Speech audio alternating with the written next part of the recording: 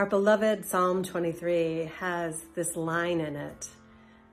Yea, though I walk through the valley of the shadow of death, I will fear no evil, for thy rod and thy staff, they comfort me. That Old Testament psalm is so full of assurance, reassurance, and comforting truth that God does go with us through the valley of the shadow of death, just as God is with us in life. And then in the New Testament, Jesus has so many reassuring things to say about death. He says, I go and prepare a place for you. My house has many rooms. If it were not so, would I have told you? He tells us he came so that we might have life, abundant life. He offers the woman at the well water that is living water, that will bubble up to eternal life. Jesus wasn't afraid of death. He knew where he came from and he knew where he was going. And as Christians, we follow Jesus and we too live fully as people who aren't afraid to die. I sit with a lot of families at that time where their loved one has just passed away. Sometimes they know the wishes and sometimes they don't. Sometimes they're afraid and sometimes they're at peace. Sometimes there's crying and sometimes there's laughing at memories. Sometimes there's confusion, sometimes clarity. It's different every time.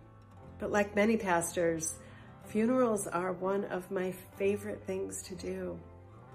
Not because I'm glad that people have died, but because in a funeral, I get to proclaim that we live, that our loved ones live, and that in life or in death, we belong to God.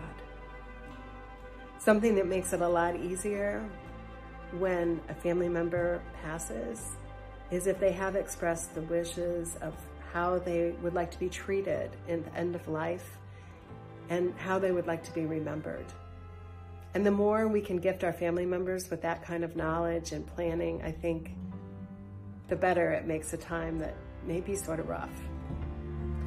I know when my dad died, there were lots of decisions to be made and things we didn't know and plans. And I had the comfort that we probably couldn't make any wrong decision because my dad was with God, just as we all will be with God when we die, in life and in death. We belong to God. God never leaves us or forsakes us. Much of our culture these days is afraid of talking about death, but in the church, we lift up the victory of Christ over death. Paul says, where, O death, is your victory? Where is your sting? And he also says, at the end, faith, love, and hope remain, those three. But the greatest of these is love. How can we love ourselves and love each other enough that we're unafraid to face death, knowing that there will be eternal life?